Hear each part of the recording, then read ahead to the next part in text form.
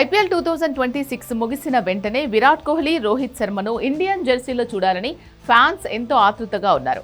ఇప్పుడు వాళ్ళందరికీ shocking news. ఆఫ్ఘనిస్తాన్తో జరిగే వన్డే సిరీస్కు విరాట్ కోహ్లీ దూరమైనట్లు వార్తలు వస్తున్నాయి. రోహిత్ శర్మ ఆడటంపై కూడా పూర్తి స్థాయిలో క్లారిటీ లేదు. దాంతో ఫ్యాన్స్ ఒక్కసారిగా నిరాశకు గురయ్యారు.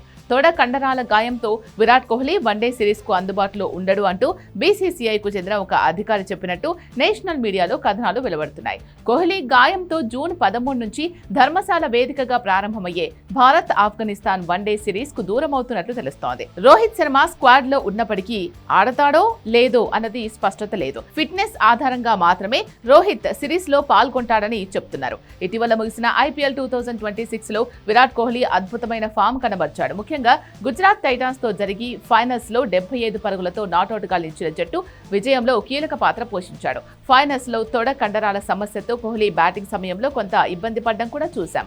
ఈ కారణంతోనే సిరీస్ కు దూరం అవ్వాలని నిర్ణయించుకున్నట్లు తెలుస్తోంది. ఈ సిరీస్ కు కోహ్లీ స్థానంలో ఎవరిని ఎంపిక చేస్తారు అనేది బీసీసీఐ ఇంకా ఖరారు చేయలేదు. ఈ గాయం కారణంగా 2026 జూలై 14 నుంచి జూలై 19 వరకు జరగనున్న ఇంగ్లాండ్ పర్యటనలో కోహ్లీ పాల్గొనడంపై కూడా సందేహాలు నెలకొన్నాయి. ఈ సిరీస్ లో ఇండియా, ఇంగ్లాండ్ 3 వన్డేలు ఆడనున్నాయి. ఈ one day series 2027 one day world cup కు సన్నాహకంగా టీమిండియా భావిస్తోంది. 2023 వరల్డ్ కప్ ఫైనల్లో త్రుటిలో చేజారిన టైటిల్ను ఈసారి ఎలాగైనా అందుకోవాలి అనే కసితో రోహిత్, కోహ్లీ ఉన్నారు. తమ కెరియర్ చివరి దశలో ఉండడంతో ఈ ఇద్దరు తమ ఫిట్నెస్ ఫామ్ కాపాడుకోవడానికి ఈ సిరీస్ కీలకంగా భావిస్తున్నారు. విరాట్ కోహ్లీ ప్రస్తుతం ఫుల్ ఫామ్ లో కనిపిస్తున్నారు.